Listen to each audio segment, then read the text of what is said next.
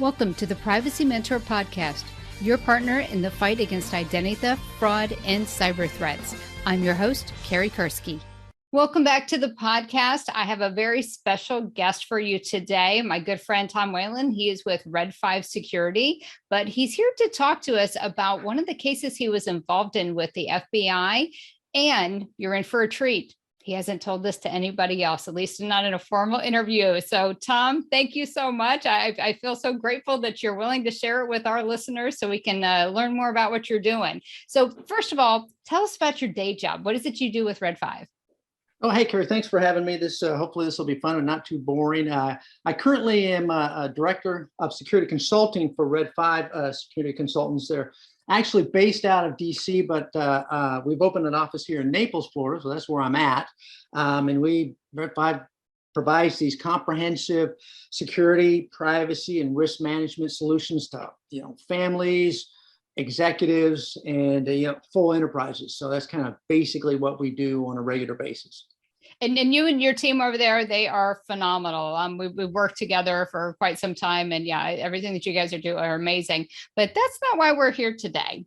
We're here today because you and I had a conversation about when you were in your previous life, when you were working with the FBI, and we talked about a case that you had that I thought was so fascinating that the listeners would really love it. And it's involving taking down transnational criminal organizations. So first, for the listeners, what is a transnational criminal organization? Okay, well, thank you for being so kind. The transnational criminal organizations, TCOs, tend to go well beyond borders. You've got your local street gangs, you've got local criminals, but these groups have the financing and the size to actually move contraband, generally drugs, money, human beings, weapons, around the globe pretty easily, just because of the size of the network and the capabilities that they have. So my job was to take a look at transnational organized crime and attempt to address and deal with it wherever we could find something that was going on. So that's kind of what they are, and that's kind of what I did. So why is it so hard to take down these criminal organizations or these TCOs?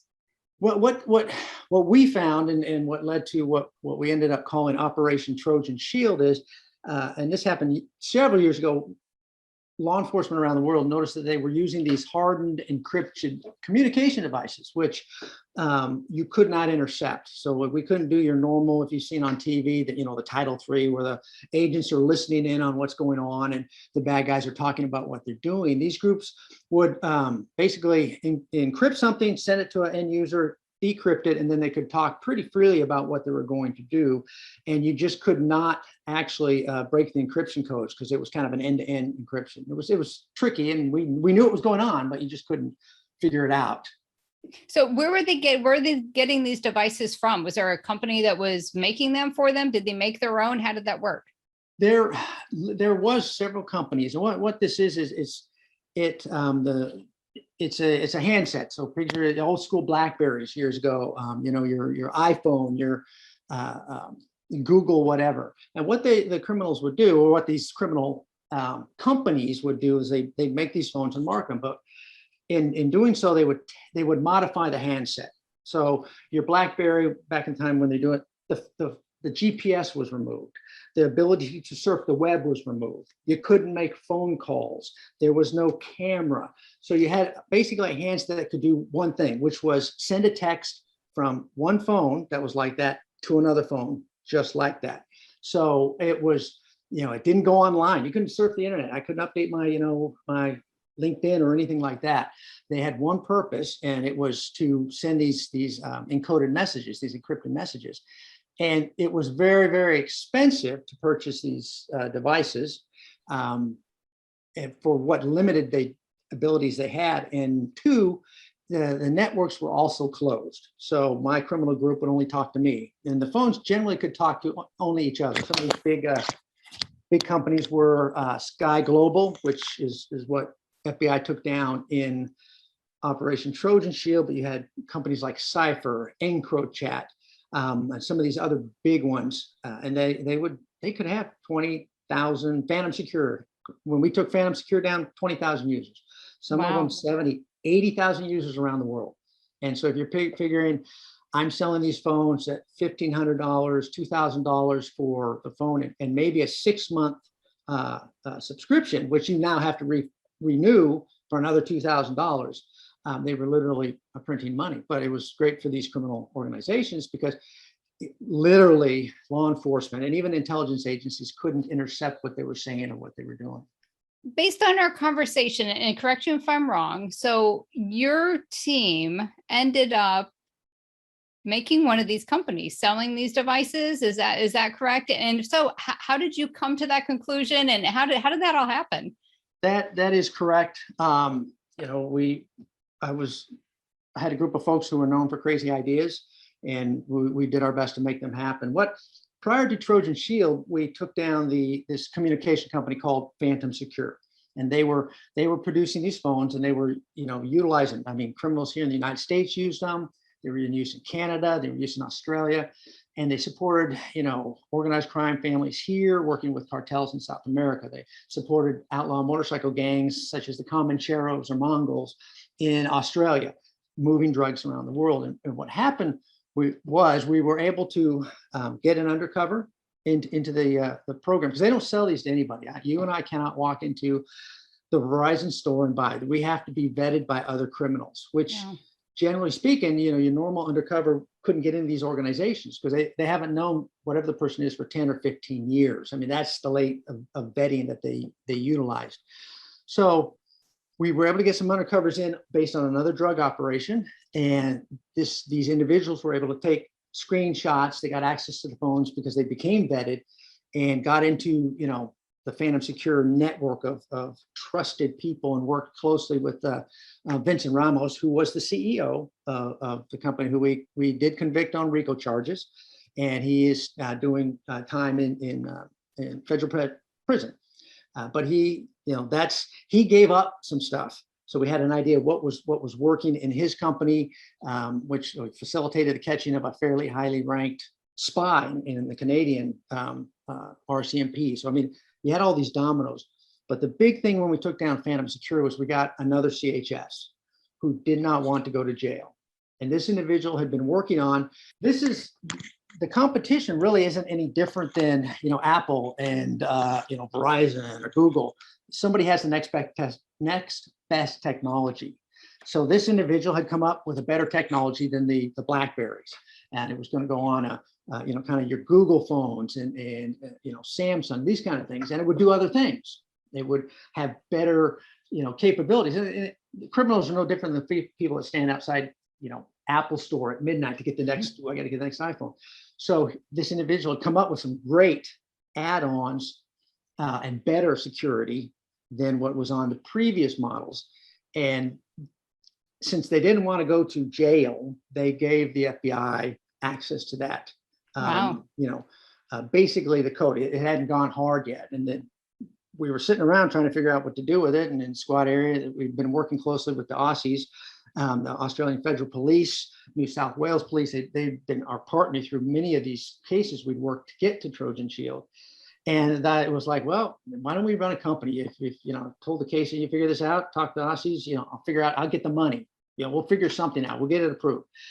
And from what I understand the Aussies, the AFP, my folks, over maybe a lot of beers, because I think the idea began to look better and better, came up with let's run our own communications network for criminals around the world and see how it plays out. So that's exactly what we did. And, wow. That's fascinating. The fact that you were able to get this guy, and instead of wanting to go to jail, he's like, hey, I have the latest and the greatest that everybody wants. I'll give it to you.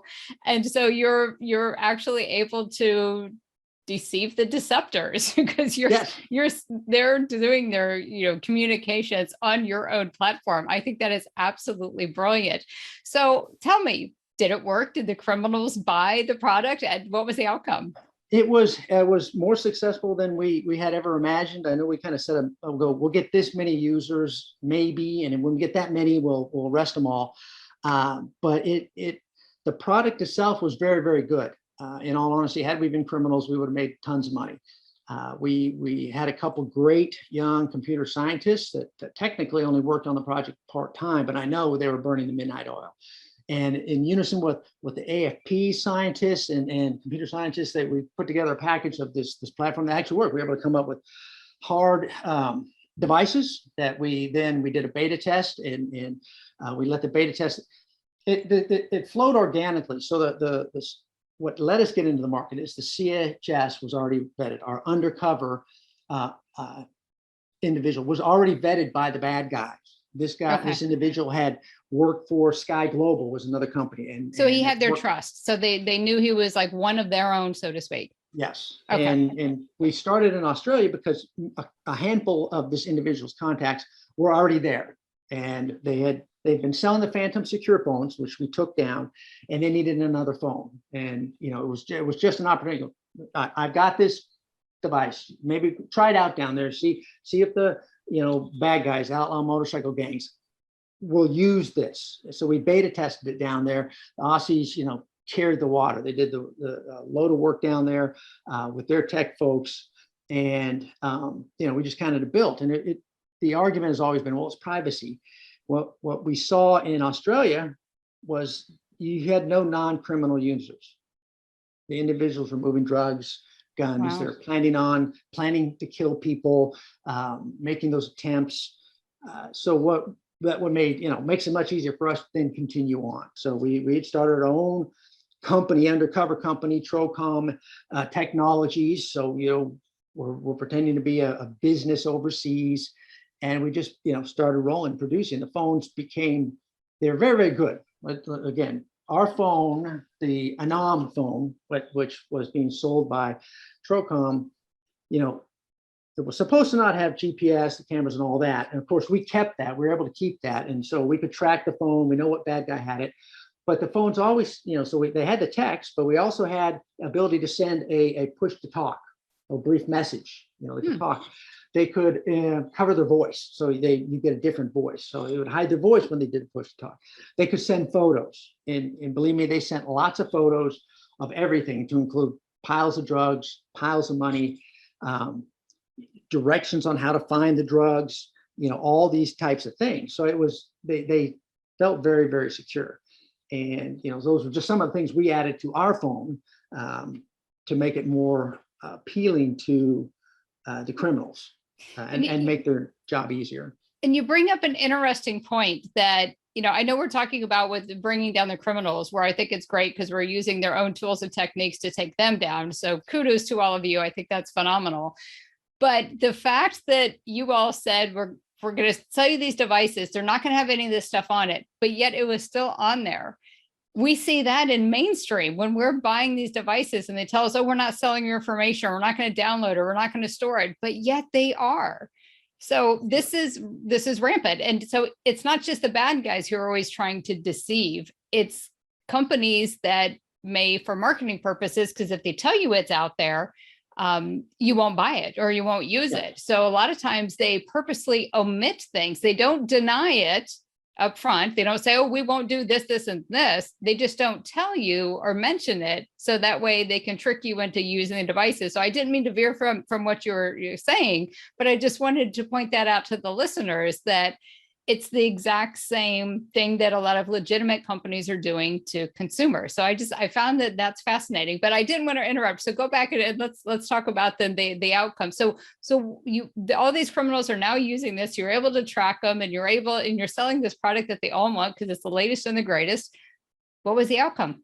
The outcome was great, and it grew, like we said, kind of, would say out loud, organically. They became banging on our door. They came knocking at our door. And it grew slowly, probably the first year, 13 months, because we needed it to grow slowly. I didn't have the resources on the squad to handle this.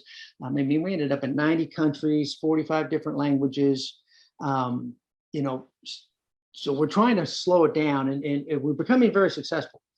And in kind of as a two-prong, Sky Global, Sky ECC was another company similar to Phantom Secure, run out of Canada by a CEO up there doing the same thing. The idea was we were going to take Mr. Ape down and hopefully a handful of his users would then come over to our device, and then we wrap them up. What turned out is people started coming over to our device pretty quickly.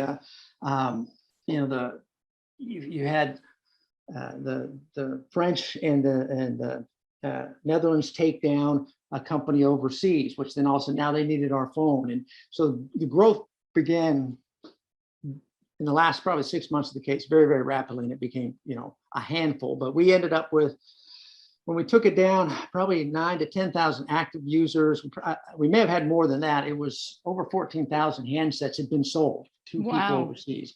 We had identified more than 300 individual syndicates using our phones to move drugs and guns and money. It was largely drugs and money, because you get cash, you got to put it somewhere.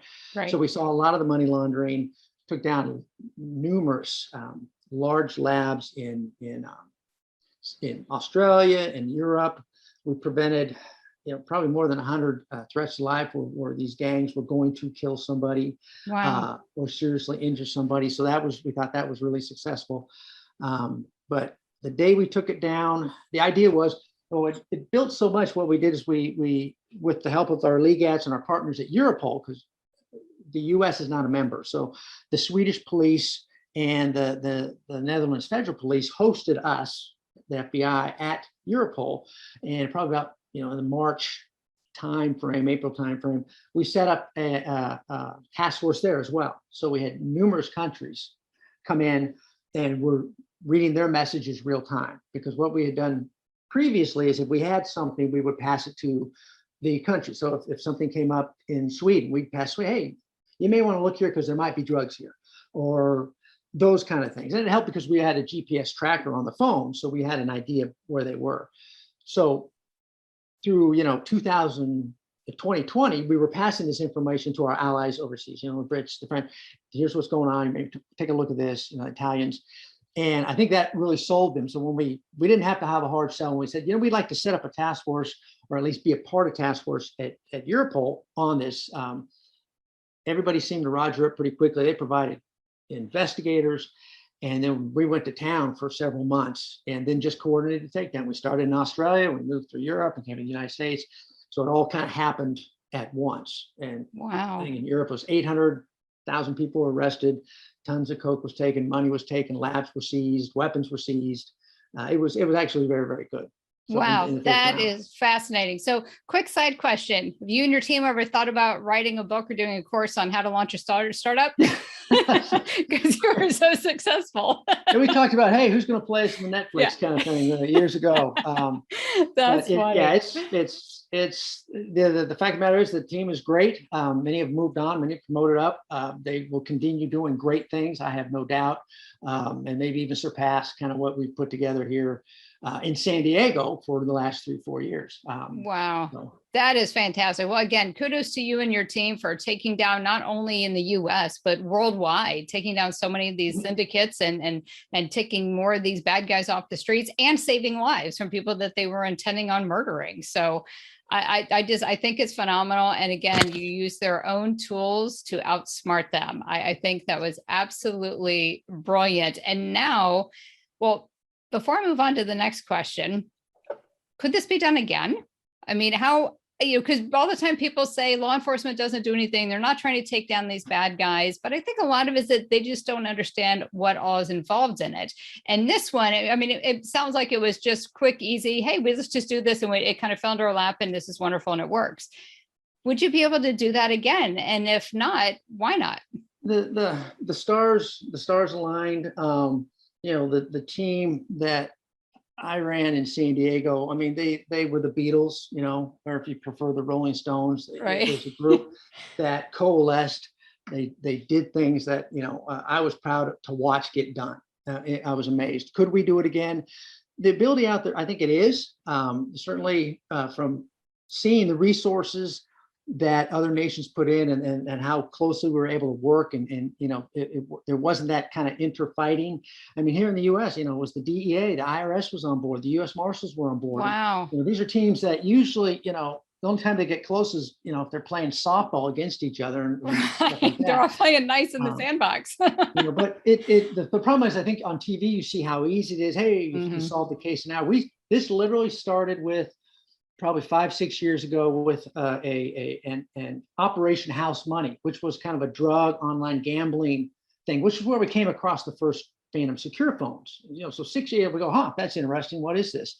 And we kind of rolled into it. And that's how we did Phantom but safe cracking, which is when we took down Phantom Secure, which was the first time one of these companies had been taken down, in all honesty. So the team did it. We indicted, we tricked her. That's a great story. We tricked the CEO to come to the US, and he cooperated, and then he escaped, and we had to chase him down. Oh my gosh. You're gonna have to get you back to tell that story.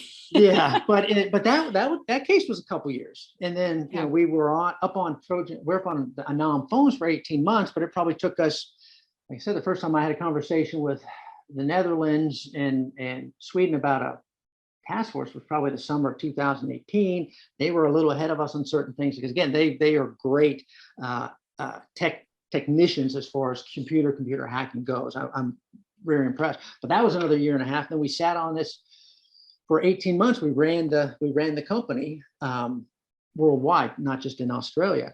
So you're talking, this was years to get done. And it just, sometimes I wouldn't be surprised if it's going on right now. I don't know. I don't work for the FBI anymore. Right. But these big transnational organized crime cases take a long time. So I think these things are being done. Folks are interested in doing these things. But it's one of those things. It's not your normal, hey, I solved the crime in your standard 1 hour. Yeah, TV exactly. episode. Yeah. It's like, oh, here he is. Let's just do this. And here's the answer. And here's the murder. And okay, we're done. Vendor syndicates, we followed their cases. We took things down on each of these. But one of those would be one of those is a normal, one of those could have been a normal organized crime case that my squad would have normally run and been tickled to death because we took down, here's $50 million. We got 200 keys of cocaine, some meth, we're good to go. But we had one of those 300 times all the time. So it would be difficult, but I don't doubt that there are people out there smarter than I am that, are probably trying to replicate this right now. Yeah. And again, for the listeners, this wasn't an overnight success. It didn't happen overnight. This was many, many years of many different cases, all kind of coming together.